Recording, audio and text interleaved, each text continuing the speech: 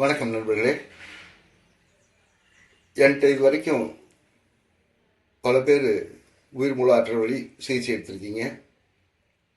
இறையுடன் ஒன்று உடல் நிகழ்வில் கலந்துருக்கீங்க. அதே மாதிரி இறைவழி மருத்துவங்கிற பயனை பெற்றவங்க நிறைய பேர் இருக்கீங்க.